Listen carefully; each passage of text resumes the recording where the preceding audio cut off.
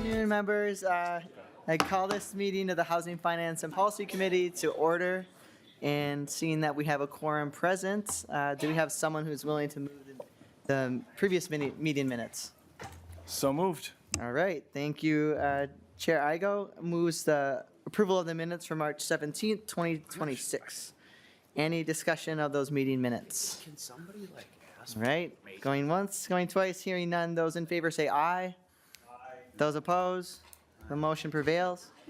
One aye. Thank you for moving that. The minutes are approved.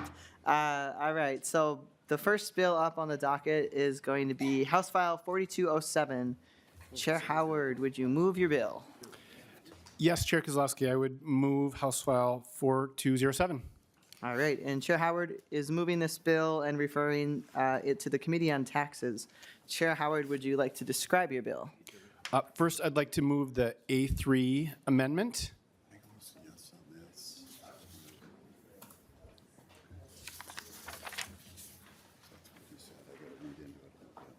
Great, thank you. And having the A3 amendment, would you please describe your amendment? This is largely a technical amendment that gets the bill in the shape I prefer. Great, all right. Chair Howard moves the A3 amendment. Any discussion of this amendment? All in favor say aye. Oppose? Great, the motion prevails and the amendment is adopted. Chair Howard, to your bill. Thank you, Chair Kozlowski. Members, House File 4207 is the agency policy bill.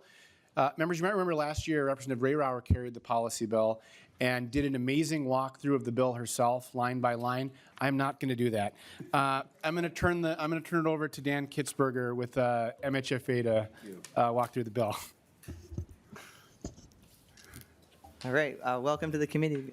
Please begin your testimony whenever you're ready. Yeah, thank you, Co-Chair, and members of the committee. My name is Dan Kitzberger, and I'm the Legislative Director at Minnesota Housing.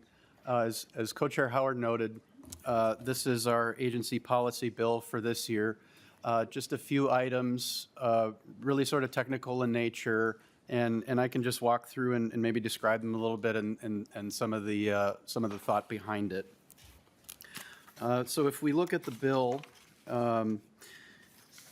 the first portion that we wanted to address was on line 3.1. And this is actually repeat language from last year. And what this says is that if you are applying for the state housing tax credit and you have an award through the Greater Minnesota Workforce Housing Development Program, you can waive the income requirements under the state housing tax credit. Again, this is something that some of our partners in the community have been interested in, and we're looking to get it across the finish line this year. Section 2, this would be a new portion in our agency's chapter of statute. The agency is looking to hire or onboard a number of what we're referring to as lived experience consultants.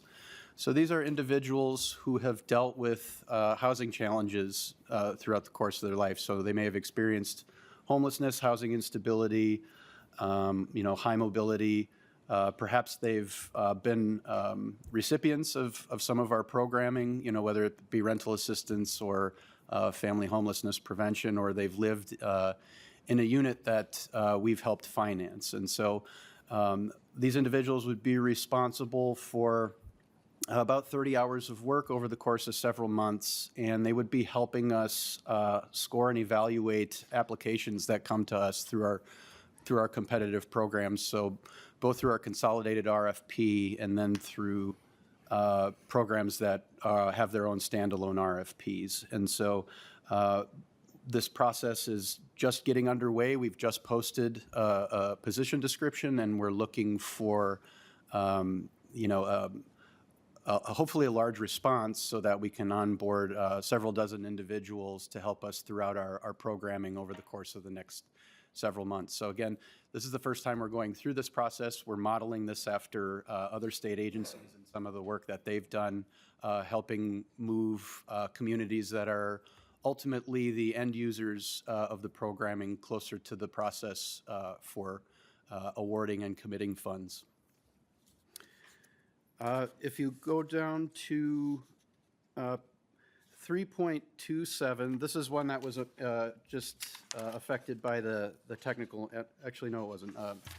This is one where anytime it throughout the bill where it says as described in subdivision 4, this is just a clarification of the reference that we wanted to have both in the local affordable housing aid statute and then the statewide affordable housing aid, just clarifying that if there's program income generated or proceeds generated, that it needs to be used on a qualifying project as described in subdivision 4. The next section is starting on line 4.24. This is in the statewide affordable housing program, and tribal nations each get their own amount under the formula. And what we're saying here is that if they can't expend the funds on a qualifying project by the deadline, they could then put that money into some sort of account. And it would be similar, this is being done as a reflection that cities are allowed to establish a local housing trust fund. And so tribes could do something similar because they can't do that under, the way that the local housing trust fund statute is currently constructed. And then if we look at 5.13, that's also the SAHA statute. We're clarifying here that it's only Tier 1 cities and counties that have to comply with this subdivision under reporting. So really in an acknowledgement of tribal sovereignty, both our program staff and legal counsel thought that we didn't need to hear reporting on tribal nations' previous expenditures before they started receiving statewide affordable housing aid. And then if you look at section 6, that was the repealer that was inserted back in, and I can just talk about that a little bit. That was the result of some of the work group on recommendations for the work group on expediting rental assistance. And as part of that, the agency was asked to do a projection of the statewide need for emergency rental assistance.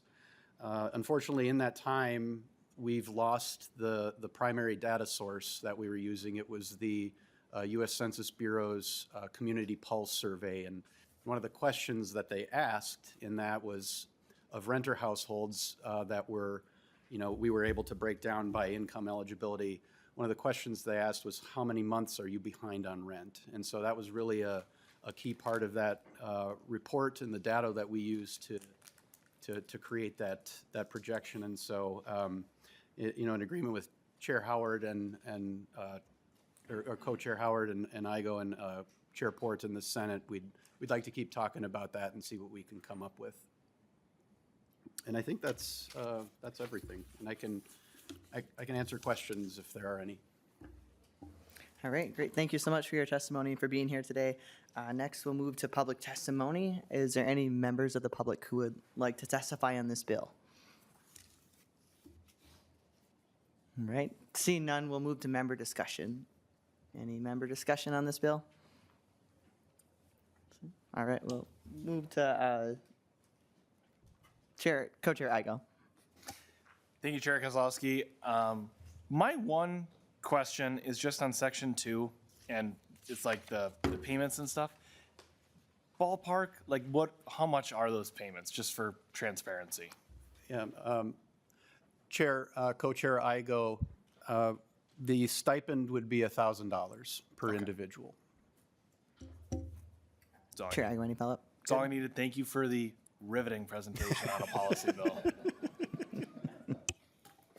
Great, and I'll just say I really appreciate your work in bringing this bill forward, especially on the tribal sovereignty piece and making sure that we can maximize every last penny, just as we do for counties and others, to make sure we're being flexible, but then also putting folks who are closest to the problems, closest to the solution. So Chair Howard, will move to you for any last words on your bill.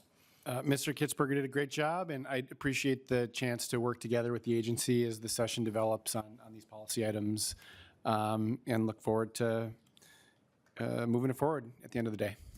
Thank you so much. All right, Chair Howard renews the motion that House File 4207 as amended be referred to the Committee on Taxes. All in favor, say aye. Aye. Oppose? The motion prevails, and House File 4207 as amended is referred to the Committee on Taxes. And I will hand the chair back to Chair Howard.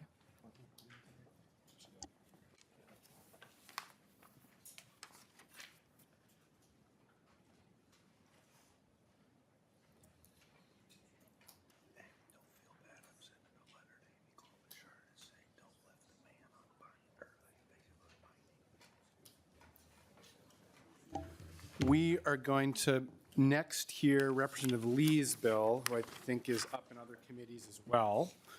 That is House File 3981. And while Representative Lee is getting ready, I will move that the bill be brought in front of the committee. The motion on this will be to lay it over. And I'll also move the DE1 that Representative Lee is bringing.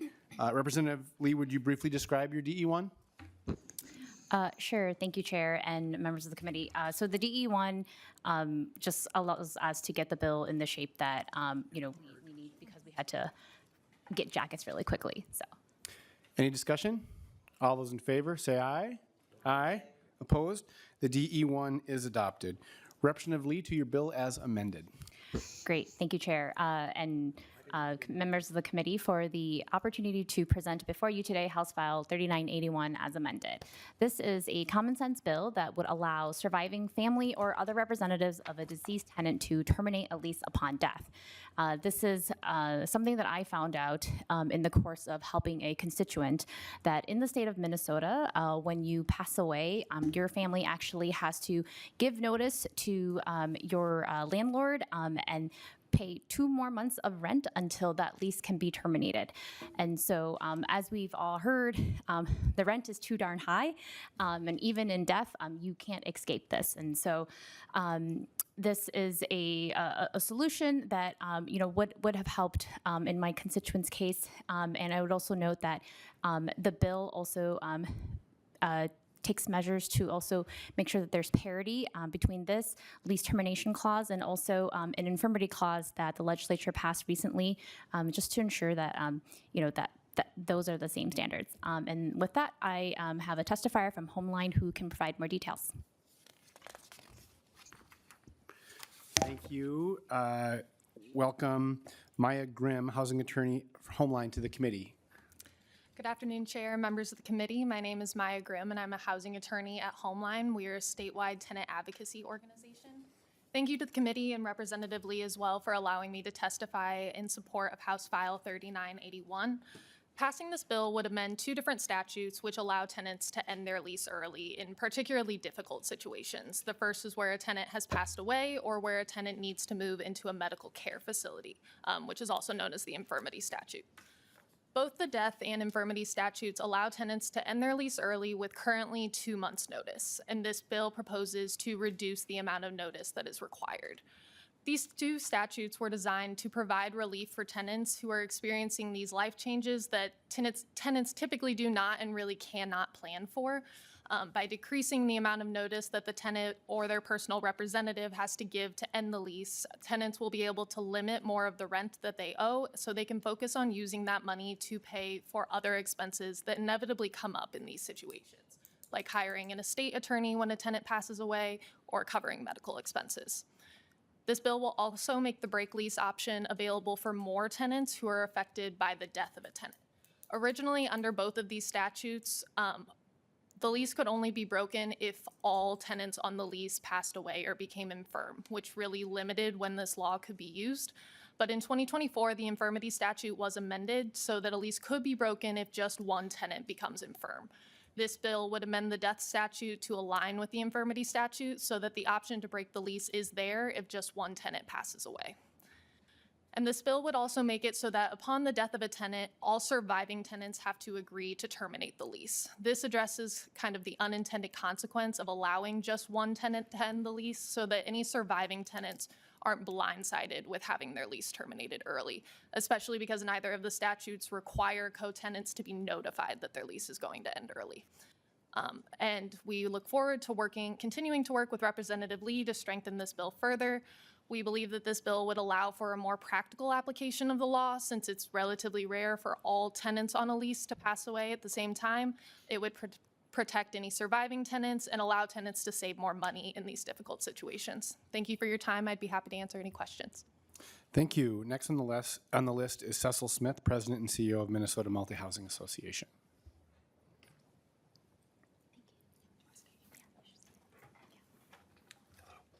Welcome to the committee. Thank you, Mr. Chair. Mr. Chair, members of the committee, thank you for the opportunity to testify. My name is Cecil Smith. I represent the Minnesota Multi-Housing Association, who provides housing for over 600,000 Minnesotans through our 300,000 rental homes.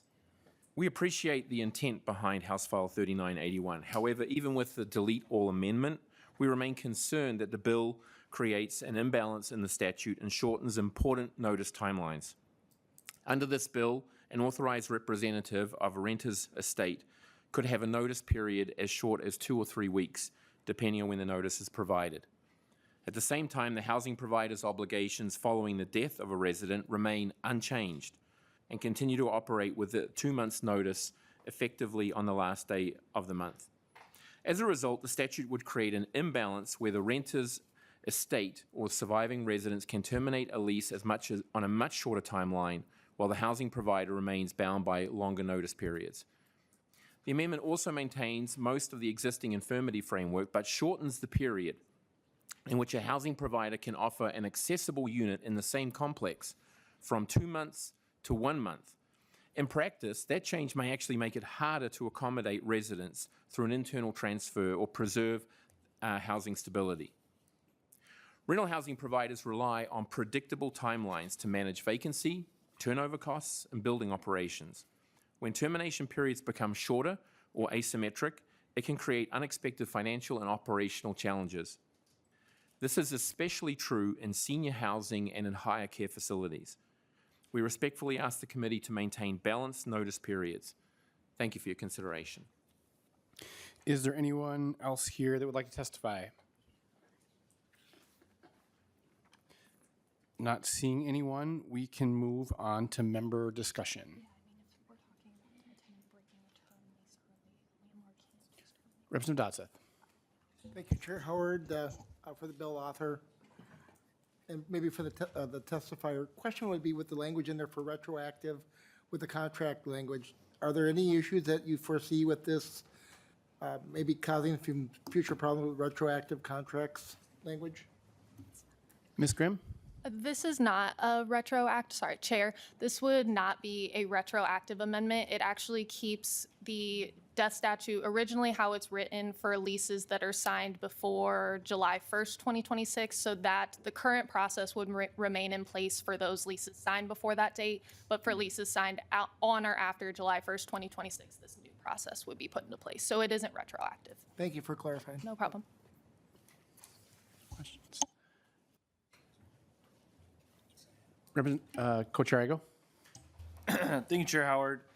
Thank you for the bill today. Kind of heard from some testimony. I share some of the similar concerns on making sure we iron this out to make sure that we are keeping that kind of management in the workplaces in the housing sphere. Because what I do worry about is this at scale is as hard as it is to say, could really affect pricing for those living in our rental units around the state. And that unpredictability, we don't need more of that in housing right now. So I think there's legs for this to start working right now. But like I said, I'm happy we're laying it over today so we can keep looking at it. But those are my concerns right now. I think the trickle-down effects are what could be intimidating to this bill. So, but thank you for your work on it, and we'll be following it as it continues working on its process. I'm curious, Representative Lee, if you had a response to your testimony or any other comments, and I'll make a few comments before, but just curious if you wanted to make any additional comments. Yeah, sure. I just wanted to respond to the comments of the co-chair.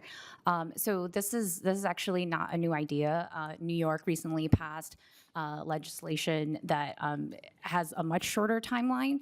And I also want to just comment on the process of working on this bill with Homeline that actually, in balancing the interests of surviving tenants and other roommates, some of those concerns are actually mitigated. And so I do want to stress that. I mean, I think there's a concern about the snowball effect or whatever that means. But New York is doing it, and they have one of the most, high turnover rental markets. And for them, it's really important to get these units back on the market because there is a shortage of housing. And so, actually, the argument can be made that, right, like, if the argument is that we don't have enough housing, and we need to build more units, or we need more options to bring price down, like this bill would actually help to address that issue. So I do want to just like make that clear. And so New York has instituted this. Colorado has a somewhat similar law about fees and things that your landlord can't charge when someone dies and has to terminate their lease early. So just want to make sure that folks in the committee understand that. Well, I really appreciate you bringing the bill forward. To me, it seems eminently reasonable. These are really unforeseen circumstances, and 2 months, to me, is a lot of time. And so I appreciate you bringing the bill forward and your continued work on it. Any final comments before we lay it over? Yeah, final comment is just, the last time that this statute was updated was in 1981. And so, in working on this, something that I learned, or something that I think people have been reading about, is increasingly, because rent is so high, more and more people are choosing to live as roommates. Even like older adults or seniors are choosing to live in groups of 4, 5, and 6. And so this bill would also just modernize our tenant law to recognize the fact that people now don't just live in single family homes. Because of the economy, we are having to live in group settings, and so just appreciate the committee's consideration as you think about how we write housing laws to really reflect what Minnesota and the rest of the country looks like right now. Thank you. Thank you, Representative Lee, and with that, we'll lay your bill over.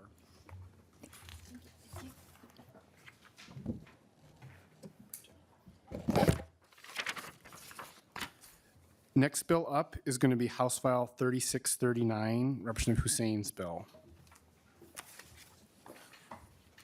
Representative Hussein, would you like to move your bill to be in front of the committee?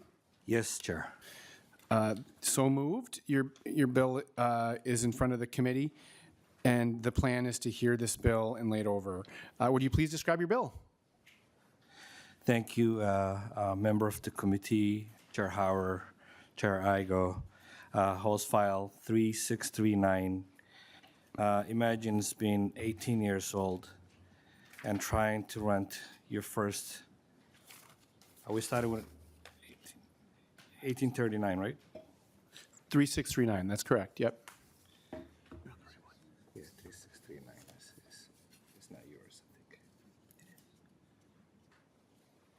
Yes, imagine it's being 18 years old and trying to rent your first apartment. You submit an application, paying fees, and getting denied because of poor rent history. But this is your first time renting. You later learn that you might want to list on eviction case as a minor when your parent lost their house or lost their rent apartment. Now that eviction is showing up on your record. You had no legal responsibility in this situation, no control over the outcome, and likely you unaware it was even happening. You don't even know it. Yet you are carrying these consequences into your adulthood. This bill addresses the gap in our law. It establishes the minor children cannot be listed as a tenant on resident list or named as a defendant in eviction action. This bill, what it does is to protect our minors, to make sure that they don't get eviction, because we have seen and we have heard about a lot of people in my constituents affecting every Minnesotan, that when their mom and dad go to eviction, the minor also show up in the court. And that's why I have a testifier who's going to explain in a little bit more in the bill. We'll move to testifiers. First up is Michael Dahl, Public Policy Director with Homeline. Welcome to the committee. Good afternoon, Chair Howard and members of the committee. Thank you for the opportunity to testify in support of House File 3639. And thank you to Representative Hussein for championing this legislation. My name is Michael Dahl, and I serve as Public Policy Director at Homeline. We provide free legal, organizing, educational, and advocacy services to tenants across Minnesota. Since 1992, we've served over 357,000 renter households, including last year, which was had a record year. As Representative Hussein has noted, young adults should not have their rental or credit history harmed by the actions of their parents, because the consequences go beyond the record itself. There are also financial impacts. A young adult may pay multiple application fees while searching for a new apartment, costs that quickly add up. And when you later find out that an eviction is on your record, they may want to pursue an expungement to clear their rental history. This can cost up to about $300. For many young renters, this expense is upfront expense is significant, it may be unaffordable, or it may drain the limited savings they rely on to cover rent, utilities, and other essential bills. I raise this point because I know the financial penalty is a point of discussion, but in these cases, the young adult has done nothing wrong. They should have a pathway to be made whole. Thank you for the opportunity to testify in support of the bill, and I'm happy to answer any questions. Next up, Cecil Smith, President and CEO of Minnesota Multi-Housing Association.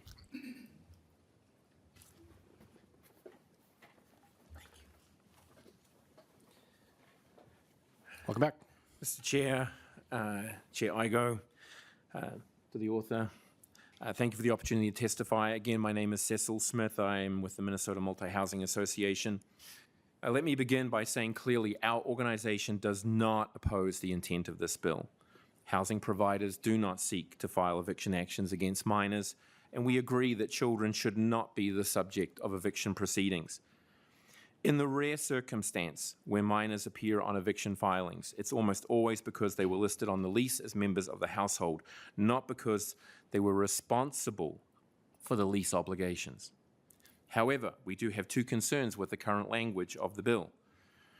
First, paragraph A would prohibit minors from being listed as tenants on a lease. That provision directly conflicts with Minnesota Statute 504B216, subdivision 7B. Under the statute, landlords are required to list all tenants occupying the unit on the lease, and the statute does not distinguish between adults and minors. Housing providers with shared metered buildings are therefore required under existing law to list all occupants, including children, on the lease document. Second, we're concerned with the penalty structure of the paragraph C. The bill would allow treble damages for violations. Treble damages are typically reserved in statute for the most egregious conduct, intentional wrongdoing, or serious violations. In this situation, however, the issue is most often arises from a clerical or a procedural mistake.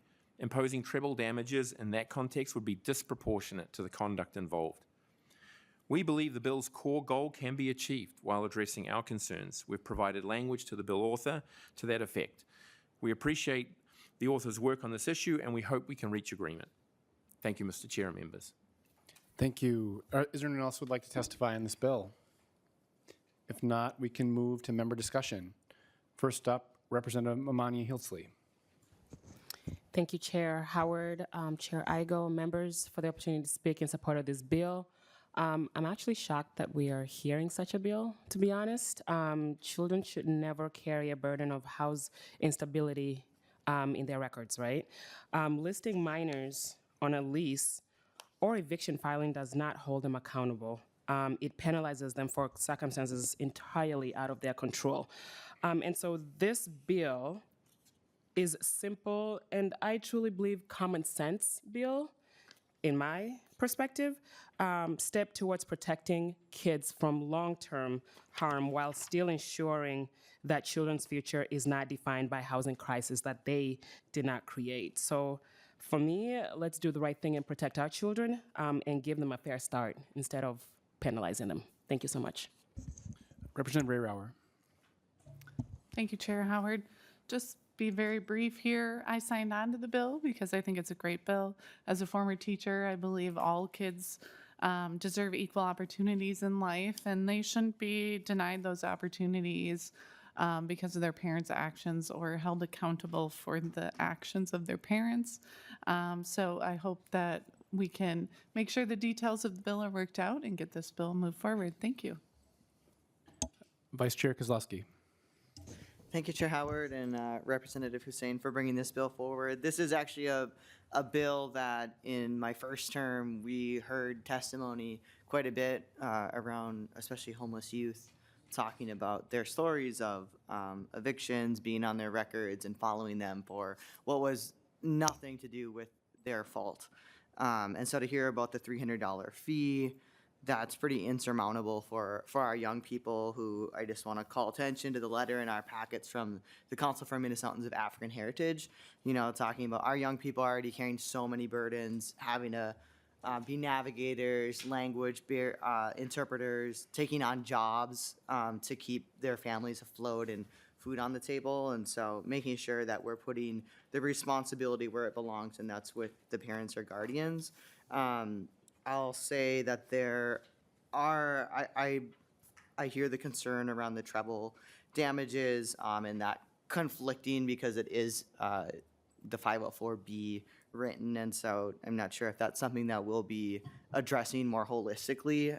Sounds like that's a conflict that needs to be worked out, but I do actually believe that there does need to be some enforcement mechanism. We're talking about children, our youngest, who are so often our most vulnerable and really preyed upon when they do fall into eviction. And so there's a whole host of work that this legislature, and I've been proud to be a part of leading some of that, to create that roadmap out of homelessness. And if this is one of those levers that's the on-ramp and leading our young people down a road that they should never have to have gone and start from a deficit, I think look forward to working together to make this right so that this wrong doesn't follow our young people into their future. So thank you.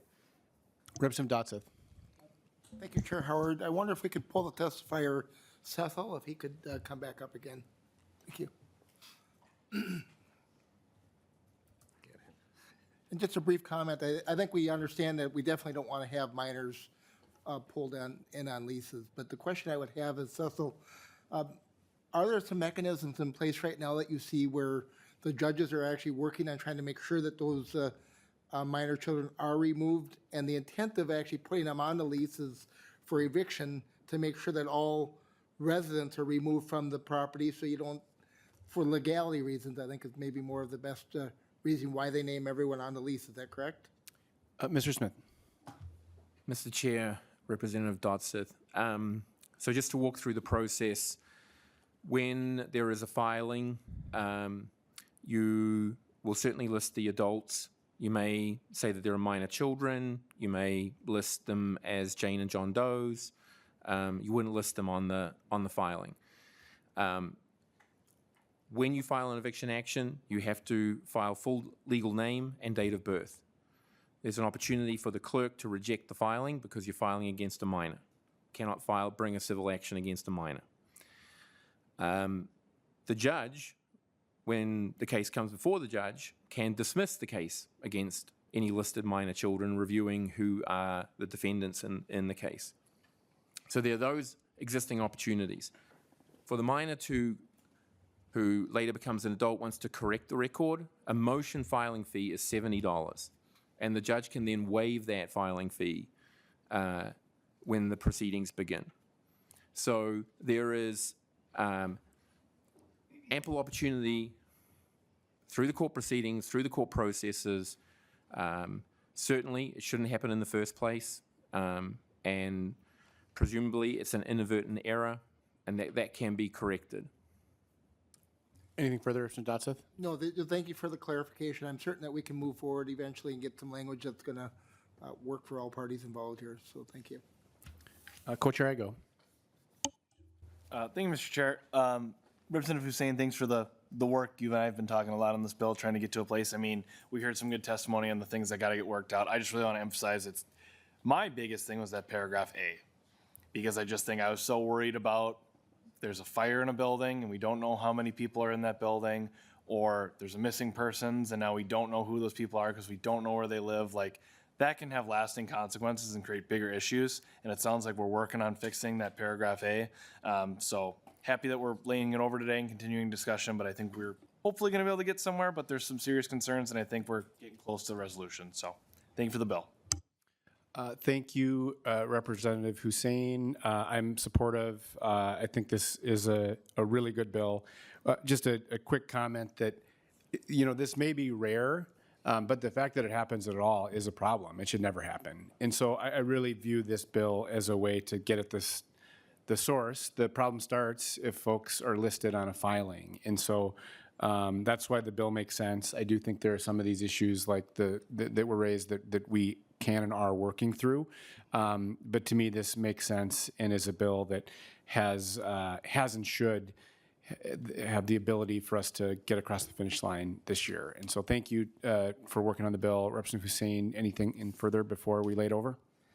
Thank you, Chair Howard and Chair Igo. I am working on that language, and we all agree to it, and hopefully we'll bring this back and see if we can pass as a bipartisan, because we should never had this in the first place. Thank you very much. And with that, House File 3639 is laid over. Thank you. Representative Hussein, you can stay up there. Next up is House File 3064, the St. Paul Public Housing Agency Grant Funding Bill. Representative Hussein, would you like to move your bill in front of the committee? Oh. I looked up and you're gone, and luckily you're not too far away. I did hear you, Representative Hussein. You have moved your bill, and I'll mention the plan is to lay this bill over. You have the A1 amendment. Would you briefly describe your A1? Can we have a bipartisan describe that? I don't have it. Sure. Let's see here. Do we have a, hold on, let me see if I can grab it quick. I'm just looking at it. Looks like it does just get the appropriation lined up for the future year to make that change. Any discussion to the amendment? All those in favor, say aye. Aye. Aye. Opposed? All right, Representative Hussein, to your bill as amended. Thank you, Chair. And House File 3064 is about preserving deeply affordable housing that already exists in our community. This is about one-time $20 million investment to stabilize home for families who, on the everydays, at the time when housing costs rising, it cannot be afforded to lose. Approximately $20 million Minnesota Housing Finance Agency for granted to St. Paul Public Housing Agency. This fund will use rehabilitation, preserve, repair, and many other HVAC improving. So I was able to tour with St. Paul Public Housing in this summer, and I have seen many properties that really needed some work need to be done. And within the federal cutting and all this deficit that we've seen, it's costing us a lot. And this is its majority PIPAC community, 93% of people of color, 83% of women led, 91 family with children. And this is the time that we can save many people. We don't want to see more homelessness. And the housings is, once upon a time, I used to live in public housing as well in my young age. And my mom was not able to afford anything until I finished my college. This is the place that, prevent me and to give me who I am, was able to go to college, graduated, and then buy my own house. And many people, immigrants, and many people of color, women, and people who have children that cannot afford for rent. So this is a model that we save lives. And I do have a testifies. I don't know who's going to go first. Yes, on the list signed up, I have Luis Siba, Executive Director with St. Paul Public Housing Agency, and I think it's a team up here. So whoever wants to go first, just please introduce yourself in front of the committee. Thank you very much. Good afternoon, Chair Howard and Chair Igo, members of the committee, Representative Hussein. My name is Louise Siba, and I am the Executive Director of the St. Paul Public Housing Agency. With me today at the table is Lisa Fiedler. She is the Policy Director for the agency. We are here in support of House File 3064, which would grant St. Paul PHA funds it desperately needs to repair and preserve our public housing properties, to provide safe, quality, deeply affordable housing for current residents and for future generations. Our organization provides nearly 10,000 deeply affordable housing opportunities for over 22,000 individuals, making up about 7% of the population in the city of St. Paul. The program that we're talking about today is the Low-Income Public Housing Program, with 418 deeply affordable homes scattered across our capital city. Now, you might wonder what I mean when I say deeply affordable, and I mean that residents of these units pay 30% of their income for rent. So they are affordable at any income level, and they remain affordable for households even if their income decreases. As Representative Hussein has stated, we are requesting a one-time $20 million investment from the Minnesota legislature to address the capital needs backlog in these properties. This investment would address necessary critical repairs, maintenance projects, and help position the portfolio for future success. Now, as you can guess, these properties are not new. They range in age from 35 years to over 125 years old, with an average age of about 68 years. As a result of age and unfortunate historic underfunding from the federal government, the capital needs in these properties are significant. Our current capital needs estimate is about $44 million for this portfolio. The asset, these properties that we are looking to preserve, is publicly owned with an estimated market value of $100 million. Investing in this housing and ensuring that it is maintained as deeply affordable housing provides a public benefit to the city of St. Paul and to the state of Minnesota. These properties annually bring approximately $2.6 million federal dollars to Minnesota. The capital needs backlog in our public housing portfolio consists of vital components for unit preservation and for tenant safety. It includes necessary thinking about roofs, siding, window on the exterior, essential interior work, walls, cabinets, floors, required mechanical here in the state of Minnesota, HVAC, plumbing. That's what this money would go towards. And it should come as no surprise that preservation of affordable housing is far more affordable than building new affordable housing. Our request before you today averages out to about $48,000 per unit, while the cost to develop a comparable unit would be about $448,000. That means that building 418 scattered site homes throughout the city would cost an estimated $187 million. So in rough math, this means that the cost to replace these units would be over 9 times what we are requesting to preserve them. And I'd like to emphasize preserving these units and assets is good financial stewardship of public funds. And of course, I would be remiss if I did not highlight who benefits from preserving this housing. Preserving these homes provides a foundational safety net for some of St. Paul's most vulnerable residents. As we've heard, 91% of these households include minor children. 83% of these households are headed by women. 77% of these households have income from employment, from the military, from a small business that they run, and 27% of these households are elderly or disabled. So these deeply affordable homes are a launching pad to self-sufficiency for families, many leaving these scattered site homes and buying a home of their own. So thank you, Representative Hussein, for championing the St. Paul Public Housing Agency's request for this capital investment from the state. Thank you to the committee for your time and consideration this afternoon. And we are able to respond to any questions that you may have. Thank you. We will move on to member discussion. Chair Igo? Thank you, Chair Howard. Just want to ask about, so reading the bill language, I want to talk about the nonprofit that would be doing the work. Just explain to me how that works. So is it City of St. Paul runs and operates this nonprofit then? Great question, Chair Igo. The nonprofit is a wholly owned subsidiary of the St. Paul Public Housing, and we're a separate entity from the City of St. Paul.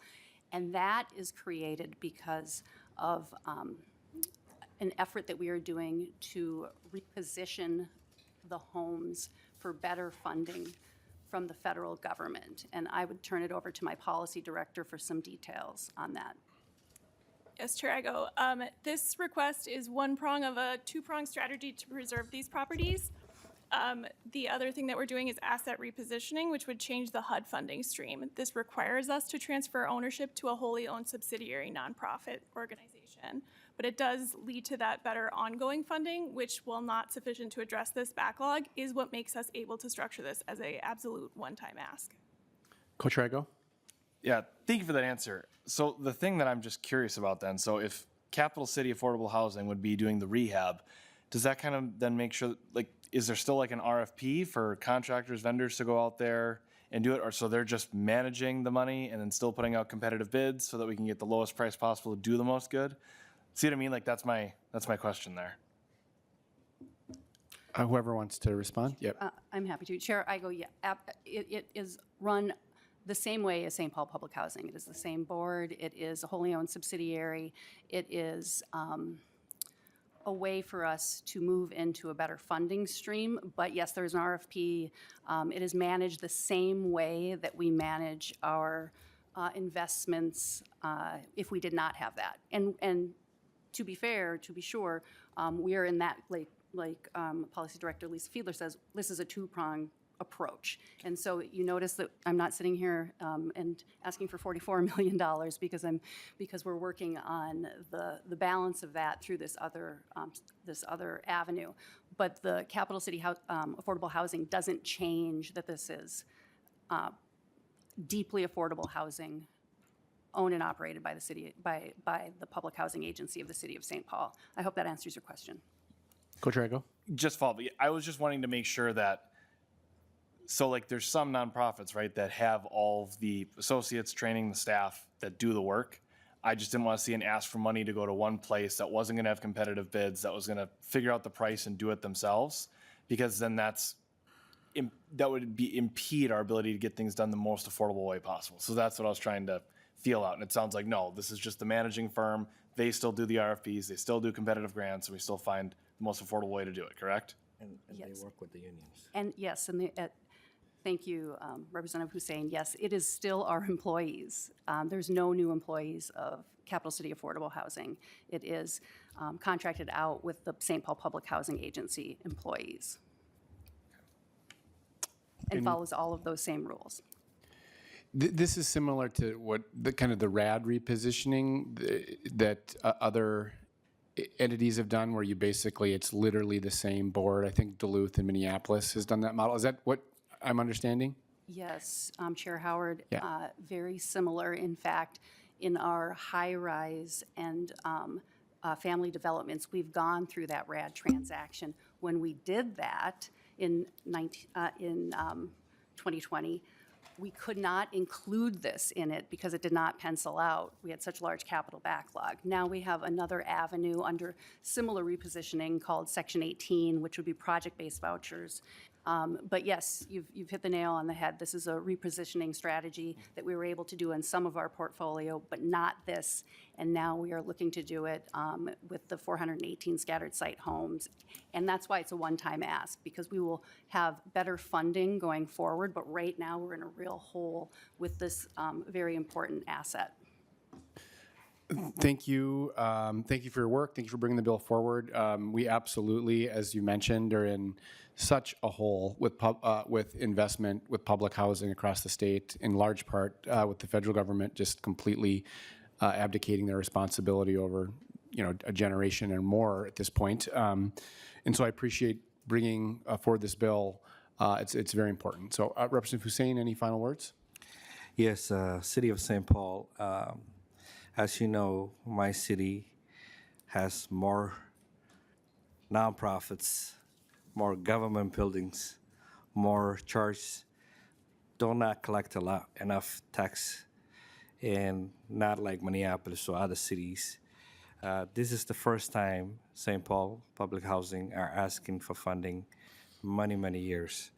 I don't think so we have ever been to this committee and asked for funding. In this summer, I spent a lot of time with the director and with the St. Paul delegations, and we seen in our own eyes those buildings is going to collapse if we don't act up as quick as we can. This is about dignity and stability and making sure family can stay in their own community. The people that I've spoke with is a diverse community, and they love staying in their home, and they were urging us to not relocate, to make sure that we take care of our citizens. So please consider this. Thank you very much. Thank you. And with that, I will lay over 3064 as amended. And your third bill of the day, Representative Hussein, is House File 2123. Would you like to move your bill to be in front of the committee? Yes, Chair, I would like to move. The bill is in front of our committee, and the motion will be to lay this over. And Representative Hussein, I believe you have an A3 amendment. Could you briefly describe your A3? What was the A3 amendment?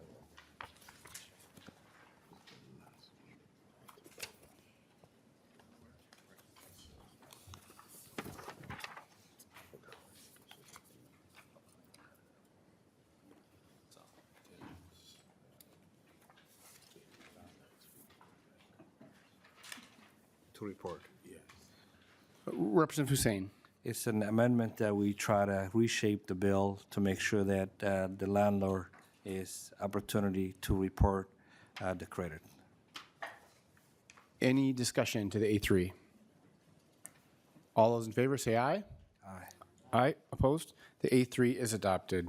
Representative Hussein, to your bill as amended. Thank you, Chair. House File 2123 is more. It's a bill that will give people who rent in the state of Minnesota to give a credit. More than 1/3 of Minnesotans rent their home, and rent often their large monthly expensive. Yet rent payment usually do not help renters build credit. As a result, many renters, especially young people, low-income families, and the minority community, remain credit infeasibility and lack of their financial opportunity. This, if we're talking about the poverty and we want to help our people in the state of Minnesota, this is a way that we can help them build a credit. Many people do not have a good credit. They cannot obtain a good insurance. They cannot obtain to buy a house. They cannot get a credit card, or they cannot buy a car affordable. If we have a good credit, you are a good champion, and you can accomplish a lot of things. And this is what we're trying to do. This bill, many other states has done it. California has done it. New York has done it. Colorado has done it. And Washington, D.C., the capital, has done it and give people opportunity to build their credit so they can, while they're renting, they can get some percentage of their credit to show. And I do have Samuel here who's going to testify on behalf of this bill. Thanks. Our first testifier is Samuel Benda, Policy Entrepreneur Fellow with African American Leadership Forum. Welcome to the committee. Oh, welcome. Yeah, Chair and members of the committee, my name is Samuel Benda. I'm a policy fellow at the African American Leadership Forum. We're a think and do tank and in the Twin City, and we're committed to advancing Black-centered solutions and building a future for Minnesota, and where opportunity and justice are actualized for all. We're here today because Minnesota renters face a basic financial injustice. Rent is the largest monthly expense for more than 1 million Minnesotans, but unlike mortgage payments, on-time rent payments does little to build a renter's wealth. Homeowners build equity every month, renters build nothing. And this has created the credit invisible class in which low-income families and communities of colors are overrepresented. Without credit, people struggle to get a car, rent a home, secure insurance, or ever become homeowners. HF 2123 is our community-driven solution. After years of listening sessions with renters, housing providers, community groups, and impacted Minnesotans, we created a simple fix. Require large housing providers to offer an opt-in option for rent reporting. The impact is real. Credit bureau like TransUnion shows that rent reporting produces an average 60-point credit increase. For many Minnesotans and renters, this is the difference between being denied or approved for things that move a family forward. And let's be clear, this bill harms no one. It's voluntary for tenants. It exempts small landlords with 10 or fewer units. It asks the state for a modest investment that returns far more, as more Minnesotans will be able to participate in the financial system. This isn't just a bill, it's an equity bill. It rewards responsibility that Minnesotans already demonstrate every month. It opens real financial opportunity for people who have been locked out for far too long. I urge you all to support HF 2123. Thank you, and Chair and members, and I'm happy to take any questions. Thank you. Next, we have testifying virtually Kaylee Mundley, Community Lending Coordinator for Exodus Lending. Hi, Kayla Munley here from Exodus Lending. Good afternoon, chair members and members of the committee. My name is Kayla Munley. I serve as the Community Lending Coordinator for Exodus Lending. My work centers on helping people access a fair financial products. And I'm here today as both a professional and as a renter who is trying to build a life here in this community. Credit is not a luxury. It is a gateway to basic life necessities, housing, transportation, even sometimes employment. Some employers actually run credit checks now before completing an application. In today's economy, without credit, you cannot fully participate, and yet millions of renters, specifically in Minnesota, people who reliably pay on one of the largest expenses that they have, receive absolutely no credit for it. Homeowners build credit every single month by simply paying their mortgage. Why shouldn't renters earn the same benefit for paying their rent on time? Some will argue that credit cards offer an alternative path, but credit cards require credit to obtain, and they carry real risk and debt and penalty. Rent, on the other hand, is a payment people are already making. It is consistent, it is necessary, and it reflects financial responsibility. It deserves to count. Our credit system did not emerge from a neutral place. It is shaped by decades of racial and economic exclusion, redlining, discriminatory lending, and policies that blocked entire communities from building generational wealth. This bill is a modern step toward a system that recognizes financial contributions of all residents, not just from those who are already given a head start. I urge the community to support this bill. Let renters use what they're already doing to paying rent to build credit they need to move forward. It is practical, it is fair, and it's long overdue. Thank you. Thank you. Next, and our last testifier, Cecil Smith.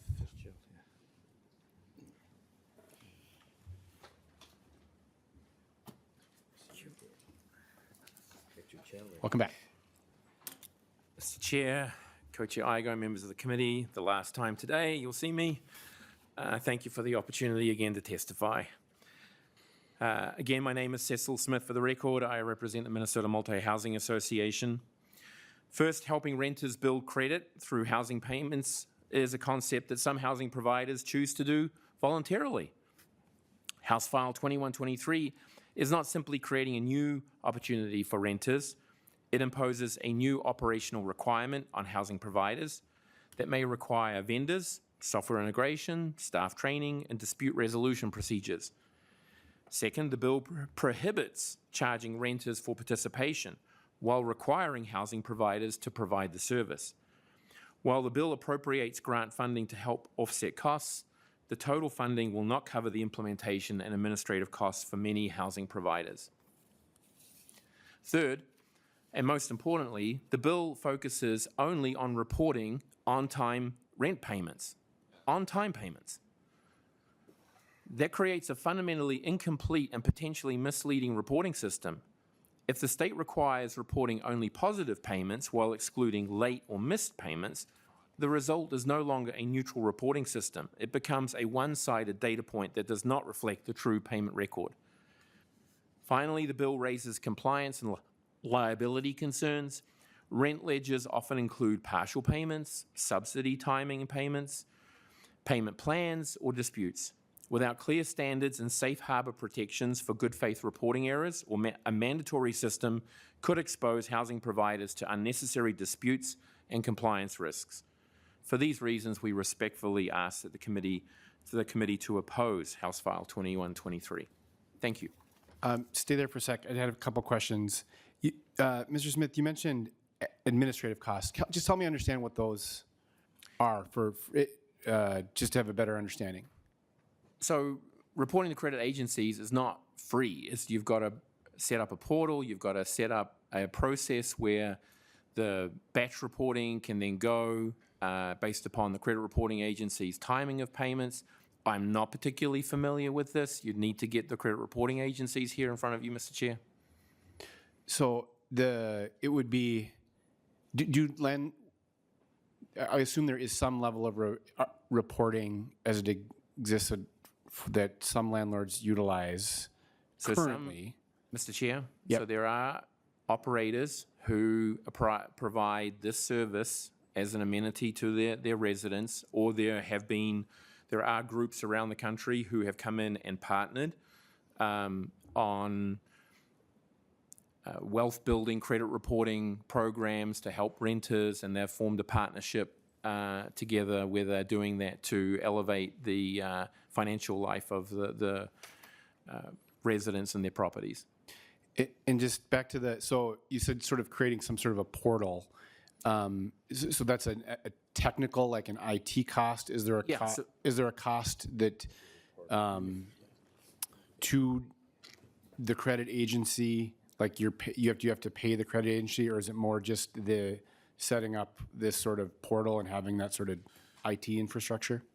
So, Mr. Chair, there is IT infrastructure, there is training, there is, I certainly know under federal fair credit reporting, just even the fact that we collect background checks and credit reporting, we have compliance just on that process alone using the background check companies, because we're actually handling credit data. So we already have an administrative cost built in and compliance cost built in just on doing background checks.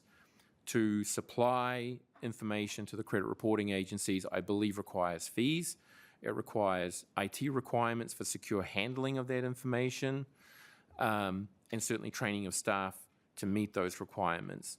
But again, I would urge you to get expert testimony on the credit bureaus.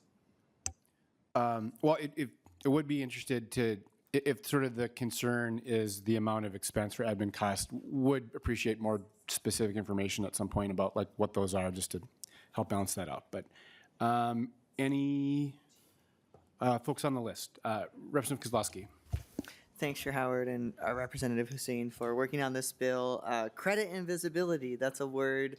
I appreciate you sharing that. Growing up in a household that we didn't have no bank, credit cards are a problem, let alone buying a home. So I just wanted to thank you for the bill, and credit scores, as was mentioned by one of our testifiers, redlining, all of it was tools that were created to box Black and brown people out of our communities. And so I think it's appropriate and necessary to tackle the credit scores that were being left out of. I have a couple of questions, just kind of curious, like how this would actually work practically and how you're envisioning the grants and whatnot to roll out, kind of bouncing off of what Chair Howard was asking.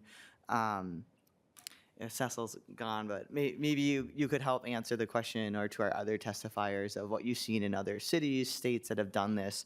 But do you have like a ballpark of what the cost is to subscribe, as you were saying, to the credit reporting system itself?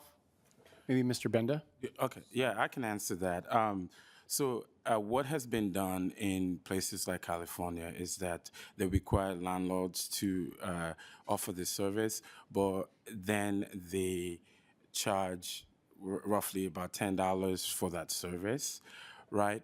And what has come out of that is that you get some, low income renters who cannot afford that, and so they've seen a lot of problems. So what we learned from that, which is quite new, right, and they're still figuring it out. There's a lot of data that's going to be coming out pretty soon. But what we learned from that is that, okay, in order to bring more folks in, we gotta take away that financial burden, and that's why I engage with housing providers, and we talked about, okay, let's put that grant as a mechanism to try to offset those costs. Representative Kozlowski. Thank you, Chair Howard, and I appreciate you kind of describing this on how it's played out in California. I know I would love to see any examples of where this is done and how we could implement that here in Minnesota. Also curious, in the bill language, it talks about that a renter can opt in and out at any time, and I'm assuming that would be online, or does that need to be in writing? And then also I'll just say, so yeah, just sort of how does that opt-in, opt-out process work? And then the second question is around the missed payment. So it says that you'll report a positive payment, but so say I'm renting an apartment, I do my payment for 3 consecutive months in a row, and then I opt out. Does that then get reported and then look like, oh, I've stopped paying my bill that could have an unintended consequence, or does that ultimately go to boost towards my credit score because I've showed I can pay my rent for multiple months? Yeah, Mr. Benda. Yeah, thank you so much.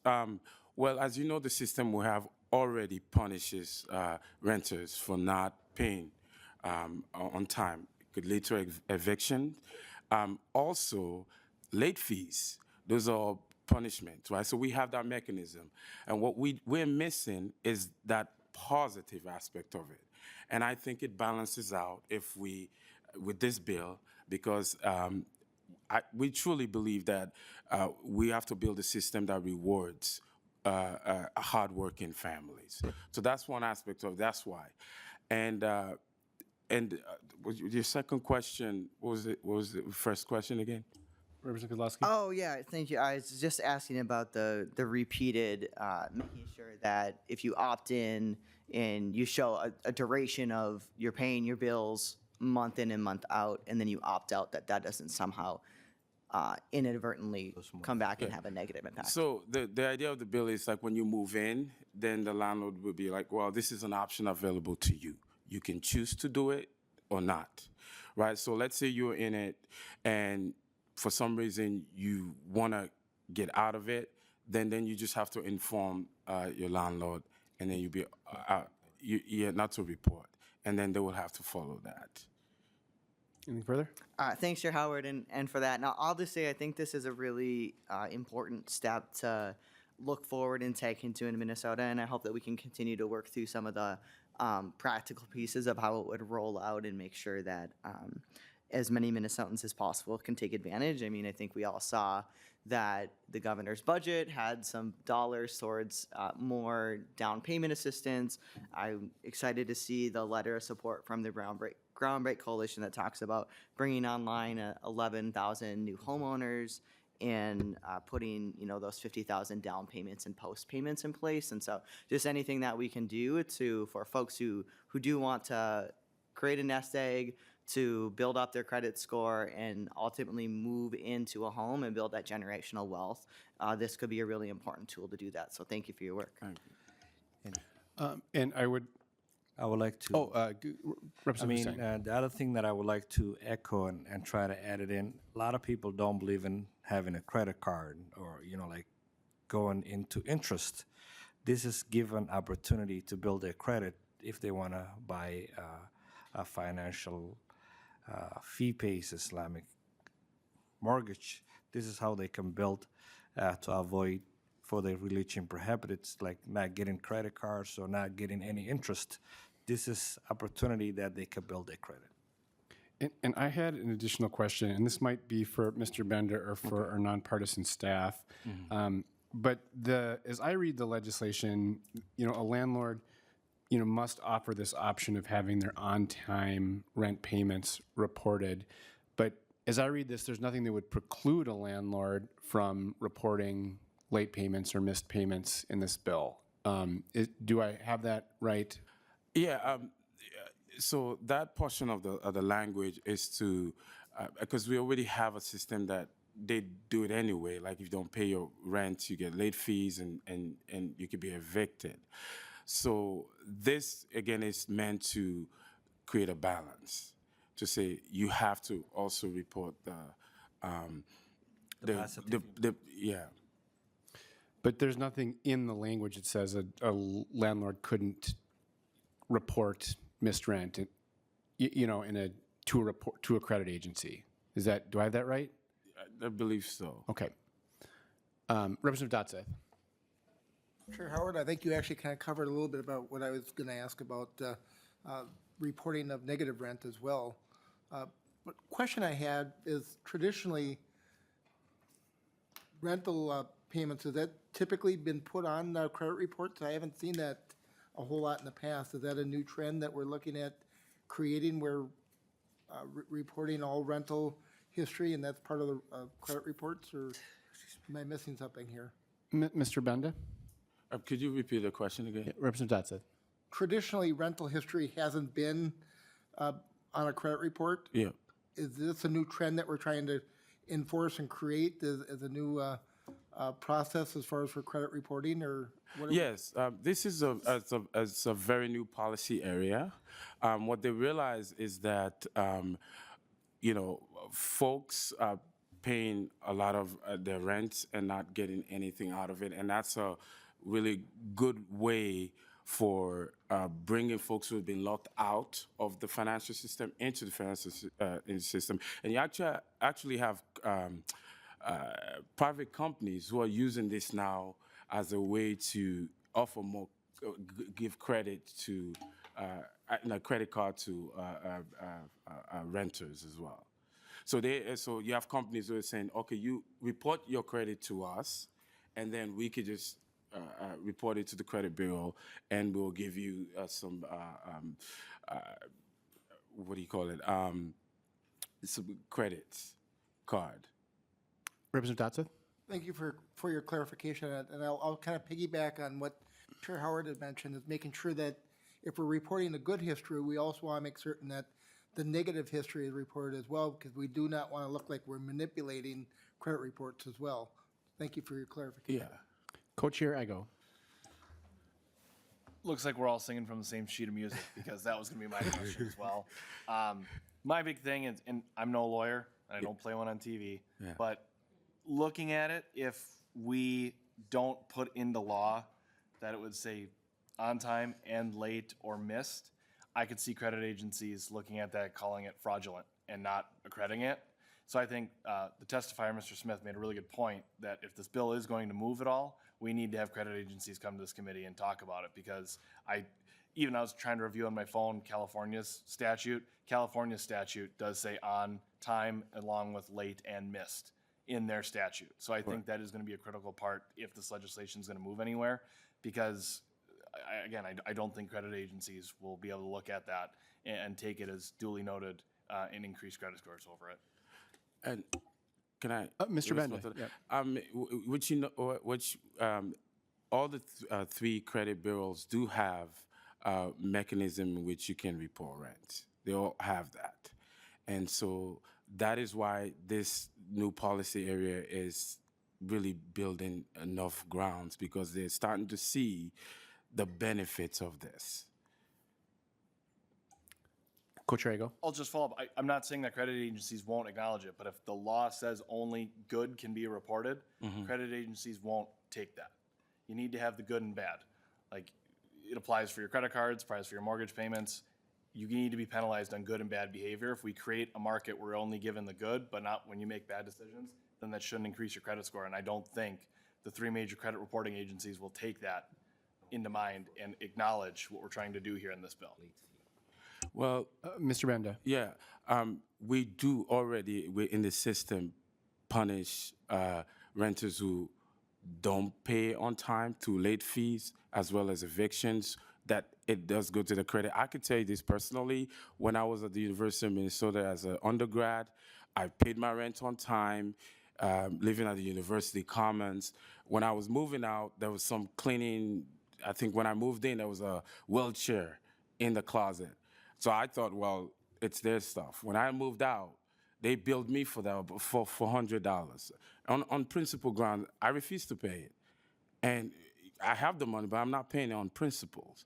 And so they were like, all right, cool. And then they sent it to the credit bureaus, it affected my credit score.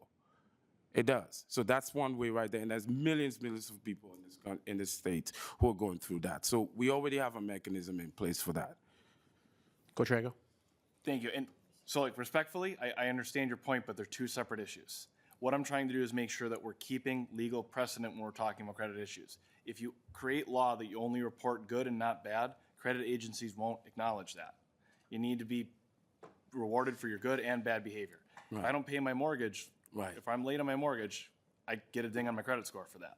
But the law as it reads in the proposed bill, there is no reporting mechanism to ding me for being late on my rent. That's what I'm saying. I'm worried that you won't get an accredited program out of the way the bill sits right now. I'll go. I would say I think there is a mechanism, because it's not saying that folks can't, but maybe there's a way to continue working on it. But what I would say to the overall, what an important issue for us to be working on, especially if we're aiming, as I think we should be, to be reducing some of our gaps in terms of home ownership opportunities, and knowing that the ability for folks to have a credit score that allows you to make that next step into home ownership. We've talked so much in this committee about that being a goal, to create pathways into home ownership. And I think Representative Hussein and Mr. Benda, you've really identified a gap, or really an opportunity, so that for folks that are renters that are paying their rent on time, doing their work to create a path for that to be credited, for them to get more credit and have that path forward to home ownership. I think it's a really important and well thought out idea that merits this committee's attention and focus. And so thank you for bringing the bill forward. Wondering if you have any final words. Thank you. It looks like we just keep echoes. In when people behind their rent, in 5 days they got late fees. After 5 days, 14 days, they'll get an eviction letter, right? Some of the like Minneapolis or other cities, within 14 days. If you don't pay it again, then you get eviction, and that's gonna go automatically on your credit. So what we're saying is, let's give opportunity for those that are paying on timely, monthly, every month, for those optional. We're not asking everyone to do so. We're giving those people that want to benefit from this program, that want to move out of from affordable housing, or move out of Section 8, and they want to build their credit to buy their American dream. We're helping those people that really need it. Not a lot of people might not benefit from this program, but the people that really need it. This is a fairness, opportunity, and financial dignity, and I think this bill is simple, allows for responsibility to help and build their financial wealth future. Thank you, and I'm open to work with anyone to get this opportunity for those people voiceless that need opportunity to buy for their American dream house. Thank you very much. Thank you, Representative Hussein. With that, your bill is laid over. Remember, that's the last bill on our agenda, and with that, we are adjourned.